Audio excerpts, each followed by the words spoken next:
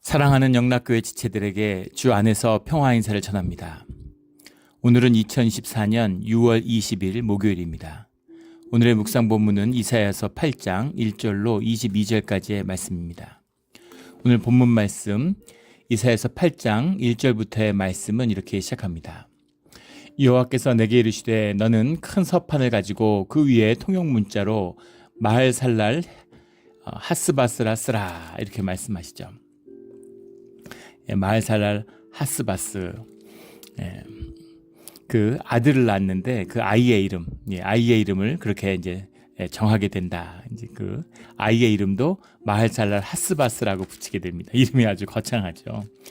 그 앞에서 이사야가 그 아들을 스알 야습이라는 아들을 두어서 스알 야습을 통해서 이사야와 함께 이제 주님께 나가는 이제 그런 모습들을 보여주었죠. 그런데 이제는 또 다른 아들을 통해서 유다에 닫힌 그 운명을 이제 묵시적으로 말씀하고 계시는 거죠. 마헬살랄 하스바스라는 말은 이제 여러 가지 단어, 4개의 단어가 붙은 거예요. 마헤르와 살랄이란 말과 하즈와 바즈가 이렇게 붙은 겁니다. 마헤르라는 것은 뭐 이제 시프트, 헤이슨 이런 말이죠. 신속히 옮기다 이런 뜻이고, 살랄, 샬랄, 살랄, 샬랄 이런 건데 이것은 이제 프레이, 약탈물, 노력하다 이런 뜻입니다. 하스라는 말은 이제 스피디, 빨리 이런 말이죠. 바즈라고 하는 건 이제 로버리, 프레이 이런 말 뜻도 되고 또 노력하다, 훔치다 이런 말입니다. 그러니까 아주 신속하게 약탈되고 아주 빠르게 다 털린다 이런 얘기죠. 마할샬랄 하스바스라는 이름을 주님이 주시는 겁니다. 이것이 이제 예루살렘에게 닥친 운명이다, 유다에 닥친 운명이다라는 걸 이제 말씀하고 있는 거죠. 큰 서판에 써가지고 큰이라고 하는 건 이제 가돌, 그냥 보통 큰 게 아니라 엄청나게 큰. 그러니까 그냥 잘 보이게 손에 들고 다니는 게 아니라 아마 그 벽화처럼 큰 데다가 이렇게 사람들 누구나 다 볼 수 있도록 마을 광장 같은 데는 담벼락 같은데 그 성벽 같은데 그런 데다 크게 쓰라는 거죠. 서판이라는 것도 길라ион이라는 말인데, 길라ион이라는 말이 이제 uncover, 드러내다 이런 말입니다. 그러니까 요즘으로 하면 고속도로 옆에 있는 광고판, 입간판 이런 데다가 크게 써라. 마할살랄 하스바스 이렇게 크게 써놓으라는 거죠. 다 털린다, 신속하게 망한다 이렇게 크게 써서 붙여라. 피할 수 없는 예루살렘의 운명을 이런 짓을 하니까 선지자가 핍박을 받고 미움을 받을 수밖에 없는 거죠. 다 살 길을 찾고 있는데 너희가 반드시 살리라 이러면 얼마나 좋아하겠어요. 너희는 반드시 죽어 이런 얘기를 하니까 이제 미움을 받는 거죠. 2절에 내가 진실한 증인 제사장 우리야와 여베레스기야의 아들 스가랴를 불러 증언하게 하리라 하시더니, 아주 재밌는 표현입니다. 내가 진실한 증인이다. 증언하게 하리라. 진실한 증인이고 증언하게 하는 증인이면 귀해 보이지 않습니까? 귀한 것이겠죠. 그런데 이 제사장 우리야는 아주 그 아하스 왕과 함께 악행을 저지른, 성전을 더럽히고 성전 안에다 우상을 세운 이런 그 어떤 추악한, 타락한 그런 제사장의 표상이 되는 사람이죠. 그 스가랴는 이 아하스의 장인이었다고 그러죠. 이 사람도 대제사장이었을 것으로 추정됩니다. 우리야와 스가랴 전부 다 부패한, 이 우상 숭배로 부패해진, 몰락한 성전 숭배, 성전 우상과 관련된 그런 부패한 사람들이에요. 근데 그들이 진실한 증인이기 때문에 그들을 불러 증언하겠다. 성전이 무너지는 제일 마지막에, 지금 종교도 마찬가지죠. 종교인들을 보호합니다. 교회가 목회자들을 보호하잖아요. 모든 삶에서 이렇게 보호를 받아요. 삶의 풍파에 휩쓸리지 말라고 마음을 지키고, 마음속에 이제 황금을 지켜야 되는 거죠. 세속화되지 말라고 이렇게 삶을 지켜줍니다. 물론 그렇게 지켜준다고 해서 지켜지는 건 아닐 수도 있겠지만 그렇게 보호받죠. 성전을 예루살렘이 지키고 있어요. 그 성전으로 인해 성전 안에서 대제사장이 보호를 받습니다. 그런데 망하는 것을 대제사장이 증언하게 되는 거죠. 어떤 경우겠어요? 피할 수 없는, 완벽한 몰락을 얘기하는 거죠. 내가 로마의 멸망을 교황을 통해서 증인으로 삼겠다. 이게 무슨 말씀이겠어요? 회복할 수 없는, 로마의 중심에 바티칸이 있잖아요. 바티칸이 몰락할 날이 있겠습니까? 바티칸이 몰락한다는 건 무슨 말이겠어요? 로마는 끝난 거죠. 이 이탈리아는 끝난 겁니다. 그런 의미인 거예요. 그러니까 우리아와 스가랴를 세우겠다라는 얘기는 뭐 또 다른 선지자인가 그런 게 아니고, 부패한 제사장들, 이들이 예루살렘과 성전이 망했다는, 몰락하는 것에 대한 증인이 될 것이다, 그런 얘기입니다. 주님이 이들을 쓰시는 거죠. 어떻게 이런 사람들을 쓸 수가 있어? 주님은 마귀도 쓰십니다. 주님이 무언가를 쓰시는 건 주님의 섭리 안에 이루어지는 뜻이에요. 우리가 막 경험에 묶이고, 인간은 선악과를 먹었기 때문에 옳고 그름을 자꾸 판단하려고 그래요. 저건 안 돼, 저건 맞아, 이렇게 생각하는 거 인간의 어리석음이죠. 다 옳다고 생각해요. 자기 생각과 자기 에고가 있으니까. 자기 생각이잖아요. 자기 생각 안에서 자기는 다 옳죠. 내가 옳다는 건 뭡니까? 다른 사람은 틀렸다는 얘기잖아요. 그래서 옳은 사람들끼리 옳음을 겨뤄요. 서로 의의를 겨룹니다. 그래서 최악을 만들어내죠. 더 나쁘게, 더 악하게 만드는 거죠. 우리가 그 생생한 현장을 이제 뭐 국회나 의회 이런 거 보면 알 수 있잖아요. 정치인들 보면 알 수 있잖아요. 다 옳다고 하면서 서로 싸워서 더 의롭고 더 옳은 것을 위해 싸우는 것 같은데 점점 더 최악이 되고 점점 더 악해지는 거죠. 점점 더 악해지는 겁니다. 미국도 마찬가지고 한국도 마찬가지죠. 법도 없고, 이건 뭐 민주주의도 아니고, 뭐 이게 뭔가 도대체. 미국도 보면 엉망진창이고, 한국은 뭐 더 입에 담을 것도 없겠죠. 엉망진창이죠. 이런 문제입니다. 그래서 우리의 옳음을 주장하는 것이 아니라, 주님을 찾아야 되는 것이죠. 주님의 공의가 회복돼야 되는 겁니다. 그래서 주님은 우리가 보기엔 악도 쓰시고 마귀도 쓰시고 주님의 선과 주님의 공의를 이루어 가세요. 그 역사를 말씀하고 계시는 거죠. 이건 깊은 것입니다. 깊은 것이죠. 종교인들은 현상을 바라보니까 이걸 이해할 수 없는 겁니다. 주님이 이러실 리가 없는데, 자기가 만든 교리 안에 주님을 가두려고 그래요. 주님은 이런 분이 아니야, 이러고 말을 만들려고 그럽니다. 주님은 자유한 분이시고 주님은 주님의 뜻을 이루어가는 분이세요. 그래서 그 뜻을 우리에게 말씀으로 계시하고 계시는 거죠. 알아들으라는 거죠. 우리 주님의 말씀을 알아듣는 우리 모두가 되기를 주의 이름으로 축원합니다. 3절에 내가 내 아내를 가까이 하매, 내 아내를 가까이 했다, 이렇게 번역했는데 이제 의역이죠. 원문은 한 네비아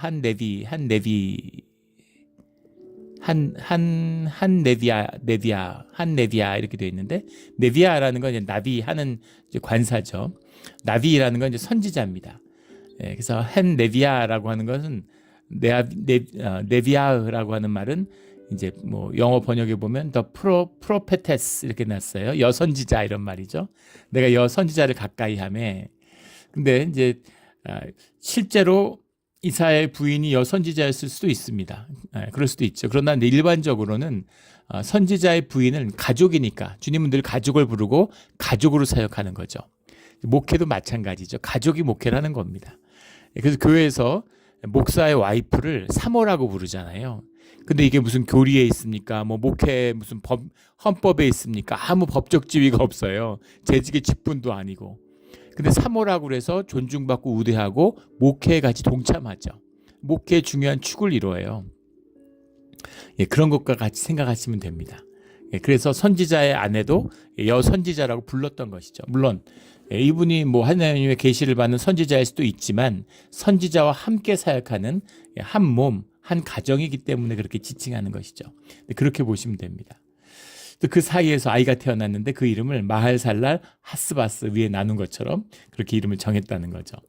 첫째도 그렇고 둘째도 그렇고, 물론 아들이 더 있었을 수도 있겠지만 아이들이 시대의 계시, 주님이 주시는 말씀을 담아서 태어나는 거죠. 근데 4절에 이 아이가 내 아빠 내 엄마라고 부를 줄 알기 전에 다메섹의 제물과 사마리아의 노략물이 아수르 왕 앞에 옮겨질 것임이라. 그 7장 15절에 가면 아이가 선악을 알기 전에, 임마누엘의 말씀 가운데 아이가 선악을 알기 전에 그랬는데, 지금은 이 아이가 내 아빠와 내 엄마를 부를 줄 알기 전에, 그러니까 주님의 심판, 전쟁이 임박했다라는 것을 볼 수 있습니다. 굉장히 시간이 더 지난 거죠.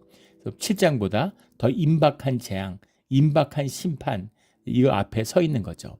점점 말씀이 더 밀도가, 더 강도가 점점 강해지는 걸 볼 수 있습니다. 6절에 이 백성이 천천히 흐르는 실로아 물을 버리고 르신과 르말리아의 아들을 기뻐하느니라.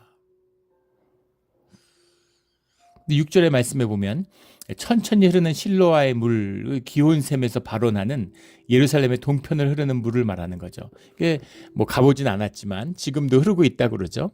예루살렘 동편 성을 따라서 계곡이니까 거기 물길이, 그 동편이 사실은 예루살렘에 갈 때 정문과 같은, 정문이 동문인 거죠. 남문이 아니고. 그런데 그곳에 이제 흐르는, 이 물이 쭉 흘러 내려가는 거죠. 근데 이게 뭐 이제 일종의 와디죠. 거의 뭐 실개천 같이 흐르다가 우기 때는 계곡이 있으니까 물이 좀 많이 흐르고 이런 형태의 물이라고 합니다. 근데 이제 보잘것없어 보이는 거죠. 이 실로아의 물이 천천히 흐르는 실로아의 물. 근데 이것을 백성이 기뻐하지 않고, 창이란 큰 하수, 7절에 보면 그 창이란 큰 하수로 인해서 사람들이 기뻐한다, 이런 얘기입니다. 유프라테스 강을 좋아하는 거죠. 실로아 강 이런 거는 시원찮아, 이런 겁니다. 주님이 내게 작은 집을 주셨는데, 이 집은 마음에 안 드는 거예요. 이웃에 있는 그 사람은 빌딩 가지고 있는데, 자기 빌딩 가지고 그 뭐라 그럽니까, 제일 위에 있는 펜트하우스에 살고 있는데, 그게 부럽고 그게 좋은 거죠. 우리 인간의 마음이잖아요. 그런데 작은 집이지만, 보잘것없는 가게지만 주님이 내게 주신 겁니다. 이게 귀중하고 소중하고 이 안에 흐르는 은혜를 볼 줄 알아야 되는 거죠. 이 감사를 알아야 되는 거죠. 근데 이런 게 기쁘지가 않아요. 내가 가진 건 당연하고 내 거니까. 주님이 주셨다고 생각하지 않는 거죠. 주님께 원망하는 겁니다. 왜 더 큰 걸 안 줍니까? 우리는 왜 제국이 안 됩니까? 우리는 왜 유프라테스 강이 안 됩니까? 그 좋은 거 아닌데 그걸 좋아하는 거죠. 세상에서 좋아하니까. 르신과 르말리아의 아들을 기뻐하느니라. 이게 무슨 말일까? 르신과 르말리아의 아들을 기뻐한다는 걸 일반적으로는, 르신과 르말리아가 아수르한테 멸망한 것을 가지고 쌤통이다 이러고 좋아한다는 거죠. 이렇게 해석을 합니다. 그런데 위에 보면 다메섹의 제물과 사마리아의 노략물이 아수르 왕 앞에 옮겨질 것임이라, 아직 그 일이 이루어지지 않았음을 알 수 있죠. 그러니까 아직 르신과 르말리아의 아들, 그러니까 아직 그 아람이 망하기 전이에요. 그리고 아람이 급격히 망했습니다. 순식간에 망했어요. 한번 이 아수르하고 겨뤄보자, 이렇게 르신이 붙었는데, 르신과 르말리아의 아들이 붙었는데, 연합군이, 그런데 그때는 왜 붙었겠어요? 이길 수 있다고 생각했으니까 붙지 않았겠습니까? 그러니까 세력이 강성하던 때죠. 그리고 유다를 완전 짓밟은 뒤에요. 그러니까 그 강력한 세력이었는데 그것이 아수르하고 붙으니까, 주님이 아수르를 들어 쓰시는데, 전혀 경험해보지 못했던, 이전에 없었던 강력한 세계 제국을 만나게 되는 거죠. 그래서 순식간에 박살이 나고 완전히 시리아가, 그냥 예전에도 뭐 여러 번 침략당하고 뭐 노략질 당할 수 있죠. 그게 아니라 사라져 버려요. 완전히 무너져 버립니다. 그 역사의 직전에 있는데, 이때는 르신과 물론 르말리아의 아들이, 이 이스라엘과 아람이, 시리아가 아수르에게 멸망당한 것을 기뻐한 것일 수도 있지만, 망하기 직전에 그 창성함을 보고 기뻐하는 것일 수도 있습니다. 근데 그런 것들을 보고, 정말, 세파를 타니까 잘 되는구나, 세상 따라가니까 잘 되는구나, 그런 걸 부러워한다는 얘기죠. 예루살렘이, 우리는 왜 이 꼴 됐을까? 우리도 세상 세파를, 파도를 잘 탔으면 좀 잘 나갈 텐데, 뭐 그런 거죠. 이민자들이 이제 매일 앉아서 우리가 이민 안 왔으면 어떻게 됐을까, 이제 이런 거나 마찬가지죠. LA에 살았으면 어떻게 됐을까, 뭐 이런 거죠. 그런데 주님이 천천히 흐르는 실로아의 물을 주셨다는 겁니다. 이 안에 은혜가 있고 이 안에 감사가 있는 거죠. 우리 실로아의 물을 마시며 주님께 감사하고 영광을 돌리는 주의 자녀들이 되기를 주의 이름으로 축원합니다. 8절에 흘러 유다에 들어가서 가득하여 목에까지 비치리라. 주님이 실로아의 물을 기뻐하지 않고 너희들이 유프라테스 강을 기뻐하는데, 그 큰 하수를 몰고 와서 그걸로 모든 언덕을 덮을 것이다. 농사에 도움이 되는 그런 하수가 아니라, 이게 범람해서 이 홍수에 모두 잠겨서 목까지 미치는 그런 걸 경험하게 될 것이다.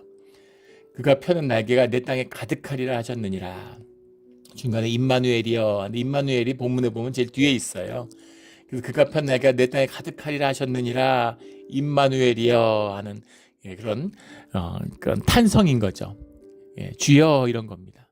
주님, 아이고 이렇게, 아이고 이런 거죠 사실은. 주님 언제입니까 도대체? 임마누엘은 언제 오십니까? 우리 다 죽게 됐는데 아유 임마누엘이여 주님 주님 이런 거죠. 예전에 섬겼던 교회 권사님이 계시는데 그게 입에 붙으신 거죠. 뭐 특별히 하는 일이 아닌데 뭐 이렇게 일하시다가 이렇게 몸이 지치시는지 한숨을 쉬시면서 아이고 주님 아이고 옛날에 아이고 아이고 이러셨겠죠. 근데 교회 다니시니까 그게 이제 붙었어요. 그래서 아이고 주님 몸이 고단하고 이제 어깨가 아파 아이고 아이고 아이고 주님 이렇게 하는 거죠. 그런 겁니다. 이 땅에 그가 펴는 날개 가득하리라 임마누엘이여 이렇게 얘기하는 거죠. 주님 언제입니까? 언제 우리가 구원받습니까? 이런 겁니다.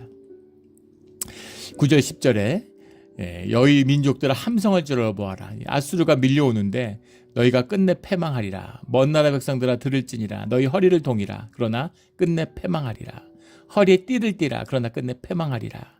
너희는 함께 계획하라. 끝내 말을 해보아라. 끝내 시행되지 못하리라. 이루지 못하리라. 결국 이렇게 해라 저렇게 해라. 끈을 끄고 뭐 동이고 말을 모으고 뜻을 모으고 뭐라도 다 해봐. 할 수 있는 거 다 해봐. 근데 결국 너희는 망한다. 이런 얘기. 돌이킬 수 없다라는 겁니다. 근데 재밌는 것은 이는 하나님이 우리와 함께 계심이라 이 말입니다.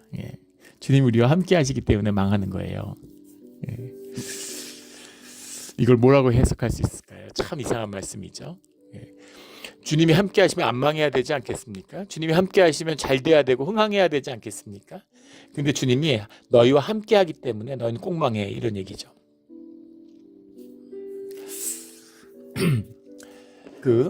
네바다에 가면 라스베가스가 있죠. 뭐 설명 안 해도 누구나 아시는 라스베가스가 사막에 세워진 도박 도시였는데 그 시작은 아주 아이디어가 기가 막히죠. 규제를 받으니까 마치 유럽에서 유람선에 카지노를 만든 것처럼 바다 위에서 하면 아무 나라의 규제를 안 받으니까 공해에 나가서 그 아이디어처럼 사막에 아무도 없는 사막에다가 카지노를 세워서 규제를 피한 것이죠. 근데 인간은 기본적으로 악하잖아요. 육이 있어요. 그래서 마치 그 배설구 같은 것이 이제 라스베가스가 됐죠. 근데 라스베가스가 얼마나 흥왕하냐면 집값이 지난 뭐 4, 5년 동안 2배 이상 올랐다고 그러죠. 끊임없이 번창하는. 디트로이트 같은 도시가 완전히 몰락했죠. 7, 80년대 미국의 부와 번영의 상징이었는데 완전히 몰락해서 빈집이 수십만 채고 사람들 다 떠나고 완전히 몰락한 거죠. 러스트벨트의 상징 같은 그런 도시가 됐죠. 근데 라스베가스는 아주 그냥 흥황하는 겁니다. 놀라운 것은 1년에 3,300만 명이 방문을 한대요. 놀라운 숫자죠. 자그마한 도박 도시에 3,300명이 찾아오는데 라스베가스에 있는 호텔 객실 수가 대한민국에 있는 호텔 객실 수를 합친 것보다 많답니다. 상상이 되세요? 인구가 5천만이 넘고 경제 규모가 서방에서 6번째로 큰 나라랍니다. 거기다가 동북아의 허브인 인천공항을 끼고 있어요. 그런데 대한민국 다 합친 것보다 더 많은 숫자가 이 작은 사막의 도시에 찾아온다는 거죠. 왜 오겠습니까? 물론 여러 가지 이제 뭐 도시적인 기능들이 있지만은 본질은 카지노죠. 도박을 하러 오는 거예요. 도박에서 돈을 딸까요? 딴 사람도 있을 수 있겠지만 도박에서 돈을 딸 수가 없죠. 도박을 하는데 그 유지비, 세금 뭐 이런 거 또 거기다가 그 카지노 그 딜러도 그 돈을 자기가 받아야 되잖아요. 월급도 줘야 되고 그 호텔도 그 돈을 가져가야 되고 라스베가스 호텔값 비싼 거는 카지노의 돈으로 메꾸기 때문인 거죠. 그래서 100명이 1불씩 100달러를 내면 그중에 70불은 그렇게 사라진다는 거죠. 자, 그러면 100명이 30불을 놓고 갬블을 하는 거예요. 딸 수 있겠습니까? 못 따죠. 물론 그 과정 자체, 게임 자체를 뭐 즐기는 사람도 있을 수는 있겠지만 갬블해서 도박을 해서 돈을 딸 수가 없어요. 그러나 따기가 어렵지만 딸 수 있죠. 확률이 있으니까. 확률이잖아요. 그런데 이런 겁니다. 주의 자녀가 가서 갬블을 하는데 도박을 하는데 맨날 잃어요. 할 때마다 하는 족족 전부 다 잃는 겁니다. 그런 마음으로 이런 마음이 생길 수 있겠죠. 주님, 좋은 비유인지 모르겠지만 주님, 왜 확률인데 저는 맨날 해도 맨날 잃기만 합니까? 왜 딸 수는 없습니까? 왜 저는 맨날 잃기만 하는 겁니까? 주님이 너는 내 새끼니까 절대 못 따, 이렇게 말씀하시는 거죠. 내가 있기 때문에, 내가 너와 함께하기 때문에 너는 절대 갬블로 돈 못 벌어, 이런 얘기입니다. 이게 이 말씀의 뜻이에요. 끝내 시행되지 못하리라, 끝내 이루지 못하리라, 하나님 우리와 함께 계심이니라. 예루살렘을 주님이 이건 안 돼, 이 성전하고 이렇게 둬선 예루살렘이 이럴 수는 없다. 이게 이사야서의 핵심인데 이 말씀을 받아들이기 어렵죠. 이게 말로 하니까, 또 지나간 역사니까 그냥 말로 하고 주님은 은혜시고 좋은 거지 하지만, 이걸 이 시대에 받아들일 수 있었겠습니까?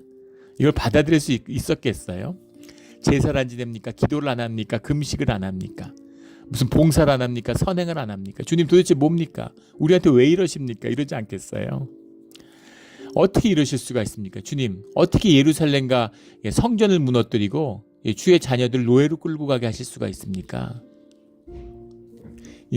주님이 모르셨다 그러면 모르겠지만, 주님이 아시고 주님이 하셨다고 한다면 어떻게 이런 일이 있을 수가 있습니까? 라고 질문할 수밖에 없는 것이죠. 아픈 얘기예요. 아픈 얘기입니다.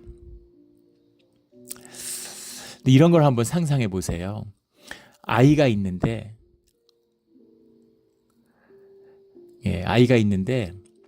저희 큰애가 태어난 지 3주인가 됐을 때인데, 굉장히 몸에 열이 나서 병원을 데려갔습니다.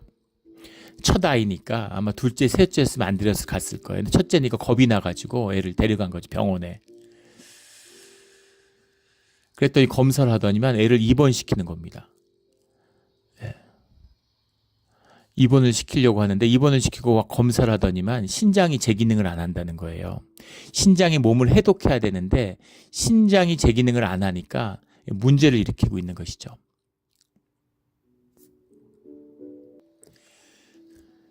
그 뒤에는 이제 요로 감염으로 밝혀졌어요. 근데 요로 감염이 형태 이상이 아니라 기능의 이상이었던 거죠. 요로가 소변에 있는 이 균을 차단을 못하니까 그게 신장을 감염시키고, 신장이 감염돼서 제 기능을 못하니까 온몸에 이제 독성과 균이 퍼지는 거죠. 그래서 처음에는 그게 문제를 병원에서 신장인 줄 알고 신장을 뭐 이식해야 되느니 막 이런 얘기를 하는데, 문제가 심각한 겁니다. 굉장히 두렵죠. 근데 아이가 이제 애기잖아요. 막 움직이고 이러니까, 울고 이러니까 애를 이렇게 케이스 같은 데 이렇게 가둬놓고 이 주사바늘 한 10개를 연결해 놓은 겁니다. 근데 정말 하늘이 노랗다는 거를 그때 태어나서 처음으로 왜 그런 말이 나왔는지를 알았어요. 정말 하늘이 노랗던 걸 알았습니다. 그때 그 충격과 그 두려움이라는 건 뭐 말로 할 수가 없죠. 근데 아이가 그런 꼴로, 제가 아이를 데리고 집에 가고 싶었어요. 아이가 그런 아픔과 고통 속에 아이를 둔다는 걸 도저히 받아들이기가 어려운 거죠. 어떻게 할 수가 없는 겁니다. 마음이 굉장히 힘들었는데, 그런데 의사를 믿고 의학을 신뢰하고 그 치료를 이제 맡기는 것이죠. 뭐 어떻게 할 수 있는 방법이 없으니까. 아이가 고통받고 힘들어하는 것을 용납할 수 있는 부모가 누가 있겠어요? 뇌 수술을 하면은, 뇌 종양이 있어서 뇌 수술을 한다고 생각해 보십시오. 얼마나 끔찍한 거예요. 뇌를 건드린다는 게. 그리고 뇌를 건드리기 위해서는 뇌 골격을 깨야 됩니다.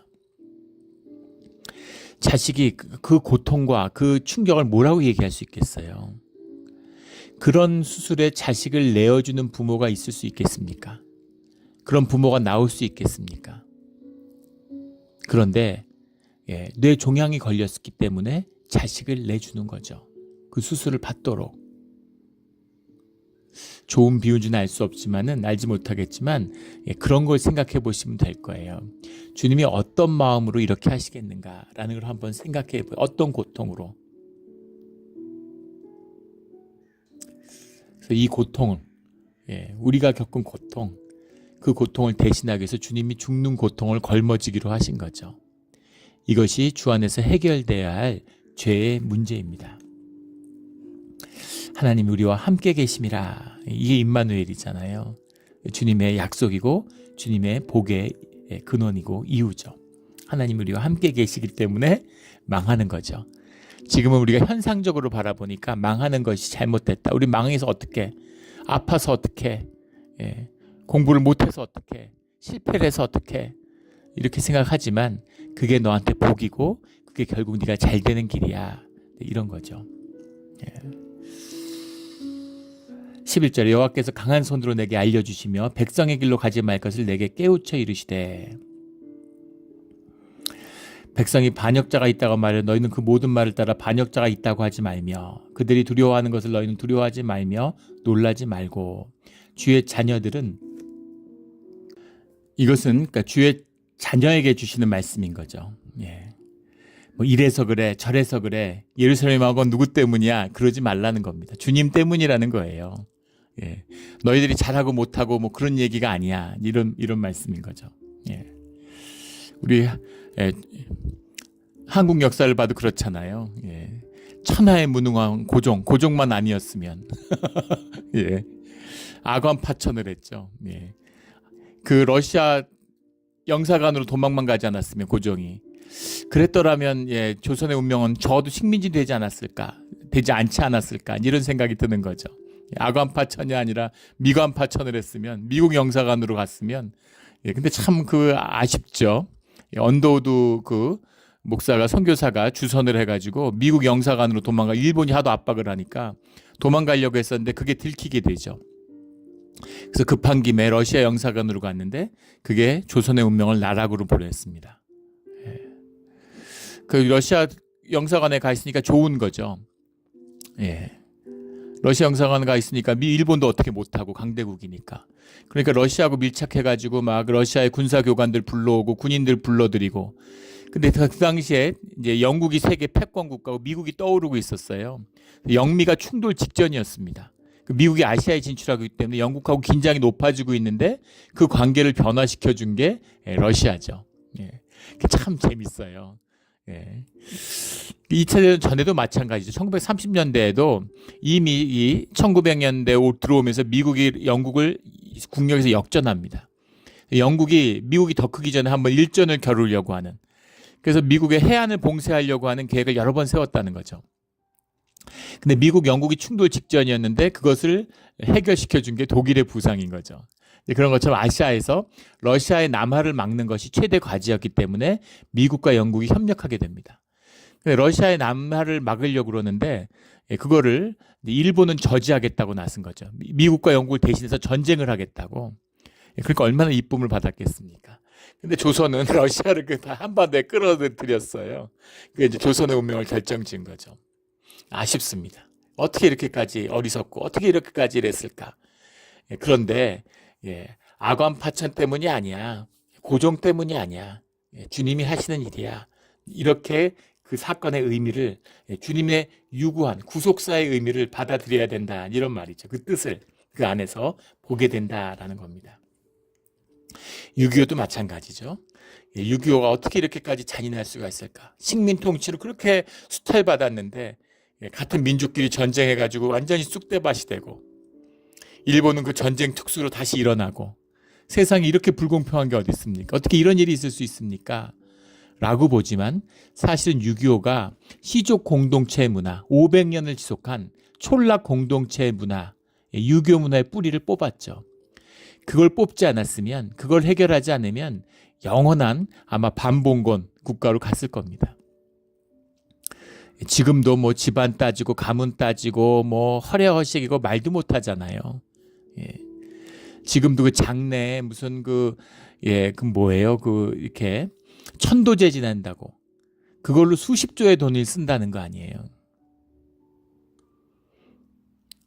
이렇게 세월이 많이 지났는데 하물며 6.25가 없었으면 또 6.25가 있었기 때문에 우리 북한에 있었던 이 평양이 아시아의 예루살렘이라고 불렸는데 거기 있는 사람들이 남하에서 피난 내려와서 우리 대한민국이 이 복음이 전파되는 또 대한민국이 지금 미국 다음으로 지금 미국을 넘어섰다는 얘기도 제가 들었는데 그 선교사들을 많이 파송하는 복음의 기지가 됐습니다. 그 주님이 대한민국을 축복하시는 거죠.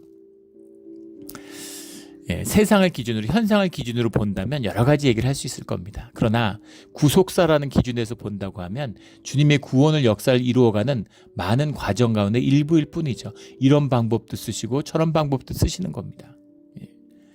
근데 중요한 것은 뭐냐면 주의 자녀들은 두려워하며 무서워하지 말아라 하는 주님의 말씀이에요. 14절에 나오는 그가 성소가 되시리니, 레 미카다시라는 말인데 코데시에서 온 거죠. 우리 잘 알고 있는 구별되는 장소.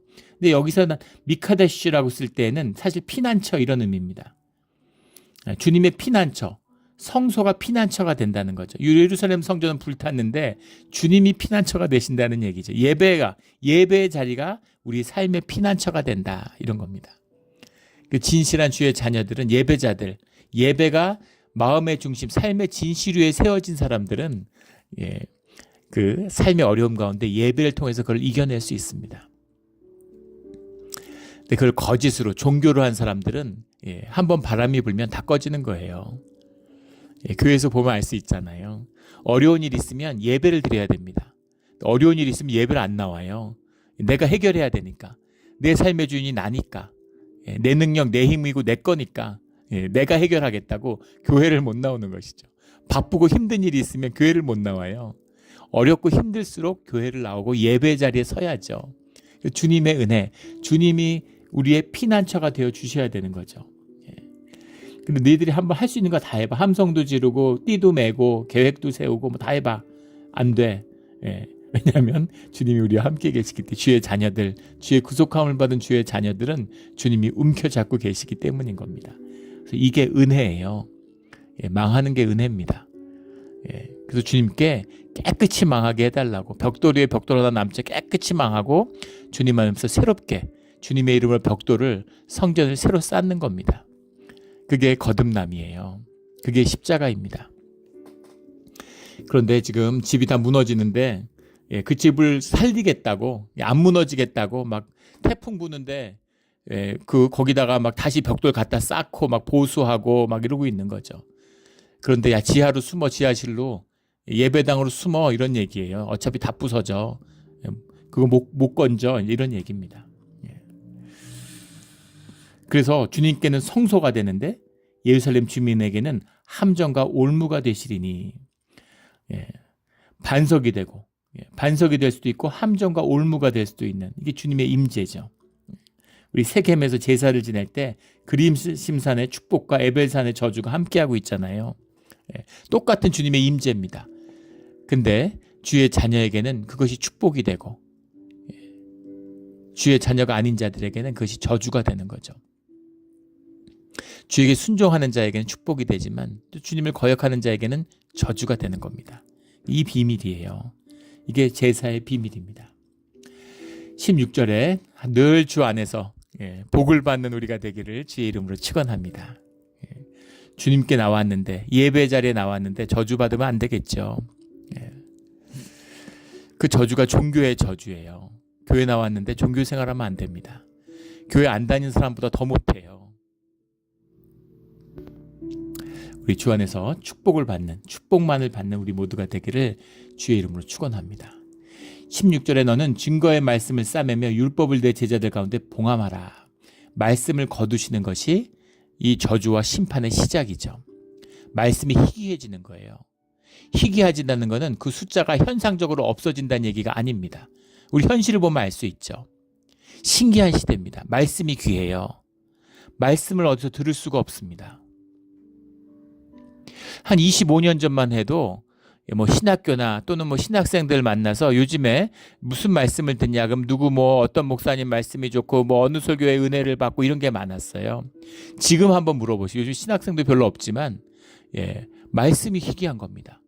들을 만한 설교가 없어요. 신기하죠. 그런데 설교가 넘쳐납니다. 인터넷 한번 틀어보세요. 그 설교가 수백만 개고, 기독교 채널마다 그 유료 광고 받고 돈 받고 설교 내보내주는 거잖아요. 근데 그 설교가 끝도 없이 나오고 채널이 끝도 없이 많습니다.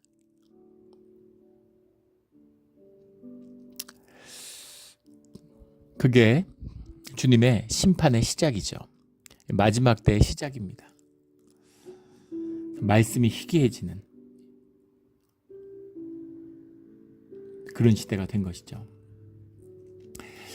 17절에 이제 야곱의 집에 대하여 얼굴을 가리시는 여호와를 나는 기다리며 그를 바라보리라. 기다리며 바라보리라. 이게 핵심적인 단어입니다.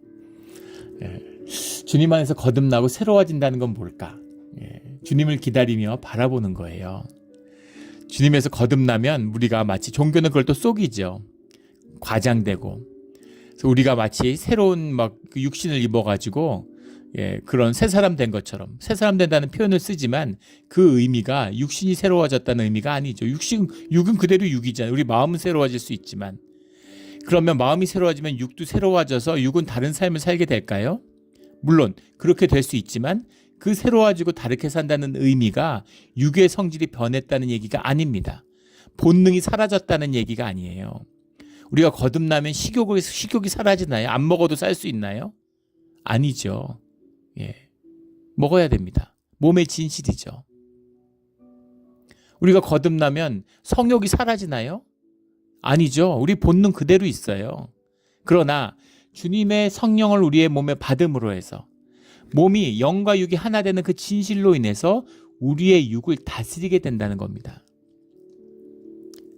식욕이 뻗치지만 다스릴 수 있는 거죠. 성욕이 뻗쳐도 다스릴 수 있는 겁니다. 탐욕이 뻗쳐도 다스릴 수 있는 것이죠. 그렇게 다스리며 살아가는, 우리는 부족하고 우리는 연약하지만 주님의 지체를 이루었기 때문에 성령의 다스림 안에서 보호받고 살아갈 수 있게 되는 겁니다. 그래서 주님 안에 있다는 거예요. 주님 안에 있으면 주님이 계속 말 걸고 막 주님하고 같이 있으면 막 내가 아닌 나로 사는 건가요? 그것도 그 경험을 못한, 만약에 누가 그렇게 얘기를 하는 사람이 있다면 그것은 거짓이거나 마귀에게 씌었거나 둘 중에 하나일 겁니다. 주님이 나와 함께 한다는 의미는 내가 더 나되게, 나의 나됨으로, 나의 진실로, 나의 아픔으로 살아간다는 얘기예요. 주님의 능력을 받았다 그러면 막 예수님의 능력이 임해가지고 나도 막 사람 고치고 사람들이 막 따라다니고 뭐 이런 건가요? 아니죠. 연약한 싹으로서 내 삶 하나 감당하기 어려운데 주님의 은혜로 삶을 감당하며 살아가는 그 은혜가 시작됐다는 의미입니다. 이게 진실이에요. 그래서 교회에서 이걸 자꾸 속여가지고 종교의 이원론으로, 양극으로 사람들에게 전부 이제 죄 안 짓고 살아야지, 내가 주님의 자녀가 됐으니. 근데 또 죄 졌네? 그 죄의식으로 사람을 묶는 거죠. 죄의식이 있으면 수치심이 있고 수치심이 있으면 무기력해집니다. 그 사람들을 꼼짝 못하게 만들어요. 세상이 쓰는 짓을 교회가 쓰는 것입니다. 그 종교는 세상과 하나예요. 종교가 제일 나쁜 것입니다. 우리도 계속 죄를 지어요. 주님의 섭리 안에 죄가 있습니다. 죄 가운데 살아가지만 그 죄가 나를 삼키지 않도록, 그 죄에 묶이지 않도록 그 죄 가운데 주님께 회개하고 주님께 돌이키며 살아가는 것이죠. 그 주님의 아들 탕자가 아버지의 집으로 돌아오는 것이 구원이에요. 그게 구속의 역사입니다. 탕자가 돌아왔다고 해서 탕자가 저지른 나쁜 일이 없어졌습니까?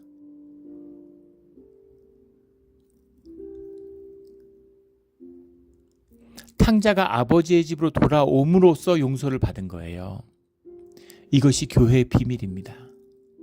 그래서 진실함이에요. 그래서 자원함입니다. 그래서 교회 안에는, 주 안에는 정죄함이 없는 거예요. 이게 아버지의 마음이고 아버지의 사랑이죠. 그래서 아버지에게 용납을 받은 우리의 거듭남의 모습은 무엇이냐면 기다리며 바라보는 것입니다. 주님은 영이신데 주님과 하나 되는 때가 있겠죠. 주님을 바라보는 거예요. 주님을 기다리는 겁니다. 이게 구원받은 자의 모습이에요. 무슨 날개 달려서 하늘 날아다니는 거 아닙니다. 근데 뭔가 이렇게 현상적으로 보니까 표적이 있어야 되고 이적이 있어야 되고 막 기적이 일어나고 사람들이 메뚜기 떼처럼 모이고 막 무슨 부흥의 역사가 일어났다 그러고, 미국의 부흥의 역사가 끝도 없이 일어나요. 미조리주에서 뭐가 있었다 그러고 텍사스주에 뭐가 있었다 그러고 부흥이 있었다 그러고. 그 뭔가 하고 이렇게 보면은 전부 다 그 사람들이 뭐 교회 모여 앉아가지고 교회를 떠나지 않고 막, 예. 물론 제가 부흥의 역사를 폄하하려고 하는 건 아닙니다. 은혜 받고 뭐 교회 와서 있어도 좋죠. 그러나 세상과 등지고 교회에 앉아 있는 것이 그것이 부흥이 아니에요. 그렇게 시작할 수는 있겠죠. 그러나 다스림의 능력, 삶을 다스리고 삶을 자라나게 하는 능력, 천국에 살기 위해서 우리를 보내셨다면 처음부터 보내시지 말고 원래 천국에 살았는데 세상에 보내신 뜻이 있다는 거죠. 아까 죄 가운데 살아가는 뜻이 있다는 겁니다. 그 가운데 살아가고 있지만 주님을 기다리며 바라보는 그 모습, 이것이 주님의 구원을 받은 자들, 구속을 받은 자들의 모습이다라는 겁니다. 우리 늘 주님을 기다리며 바라보는 자가 되기를 주의 이름으로 축원합니다.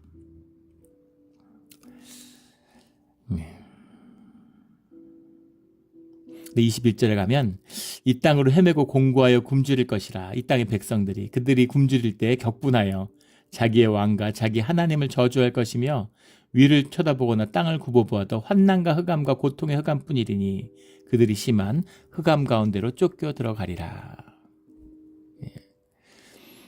종교인들이었는데, 예루살렘의 사람들이었는데, 축복받은 자들이라고 했는데 결국 현상이 무너지니까, 삶의 문제가 무너지니까 결국 그 끝에서는 하나님을 저주하게 된다는 거죠. 이것입니다. 제가 얼마 전에 길 가다가 우연히 한 분을 만났는데, 사실 우리 교인도 아니고 교회 다니는 분도 아니에요. 근데 그 이제 부인이 교회를 다니셨습니다. 교회를 안 다니죠. 교회 안 다니지 오래됐는데 교회 안 다니는 분들이 있어요. 근데 그분들이 교회 다닐 때 굉장히 열심히였습니다. 근데 그분이 앉아서 이렇게 얘기를 하시면서 잠깐 앉아서 이렇게 얘기를 나눴는데 그분이 그런 말씀을 하세요. 요새 이제 그 같은 친하게 지내시는 분들이니까 다들 잘 지내시냐 그러니까 그분이 웃으면서 그런 얘기를 해요. 당신도 이민 와서 고등학교 때 처음 세례를 받았는데 세례받고 교회는 다니지 않았지만 평생 한 번도 교회나 주님이나 무슨 그분 표현을 그대로 옮기면 주님의 종을 욕하거나 손가락질한 적은 없다고. 당신은 적어도 그렇게 살았다고 그러시는 거예요. 근데 평생 교회 다니고 뭐 중직자들이고 뭐 교회 일이 인생의 제일 중요한 일처럼 그러더니 교회도 안 다니면서 맨날 모이면 교회 욕만 한다는 거예요. 모이면 교회 욕이라는 겁니다. 모이면 기독교 욕하고. 그게 뭐냐? 교회 다니는 게 뭐냐? 이렇게 얘기를 하시더라고요. 참 맞는 말씀이죠. 안타까운 비극적인 말씀입니다. 왜 교회를 욕하고 왜 하나님을 욕할까요? 내가 내 삶에 내 세상의 주인이기 때문인 거예요. 하나님 똑바로 안 하는 거죠. 내 마음에 안 드는 겁니다. 사실 이게 모든 문제의 핵심이죠. 내가 주인인 거예요. 교회를 다녀도 주인 노릇하려는 겁니다. 영향력을 키우고 활개치려고 그러고 내 마음에 맞는 교회를 만들려는 거죠. 내 마음에 안 들면 그러면 교회를 판단하고 정죄하고 비난하는 거죠. 주님을 또 비난하는 겁니다. 교회의 역사를 비난하는 것이죠. 그 본질에는 나의 거짓의 생각, 종교의 생각, 내 에고가 있어요. 그 에고를 다루지 않으면, 십자가를 만나지 못하면 모든 아름다운 종교의 일들은 결국은 거짓과 하나님을 저주하는 일로 끝나게 됩니다. 우상숭배의 끝이죠. 이거보다 큰 저주와 이 자체가 심판이죠. 이 자체가 벌이에요. 이 자체가 저주입니다. 교회에 나왔다면 주님의 지체를 이루고 주님의 코이노니아를 이루어서 교회 가운데 임하는 하나님 나라의 복을 누리는 그런 삶을 살아야죠. 그런 삶의 축복을 누리며 살아가는 우리 모두가 되기를 주의 이름으로 축원합니다. 아멘. 기도드리겠습니다. 하나님 아버지 감사합니다. 귀한 말씀 주시니 감사하고 무서운 말씀이고 또 두려운 마음이 있습니다. 또 세태를 보면서 심령에 답답함이 있습니다. 그러나 주님, 실로아에 흐르는 주님의 물을 마시는 것으로 천천히 흐르는 실로와의 물을 마시는 것으로 주님께 감사를 드립니다. 은혜로 덮어주시고 보혈로 덮어 지켜주시고 이 세상 사는 동안 우리와 또 우리의 자녀들이 늘 주 안에서 주님을 바라보며 기다리며 은혜 가운데 살아가는 그런 인생들이 되게 하여 주시옵소서. 감사하며 예수 그리스도의 이름으로 기도드렸습니다. 아멘.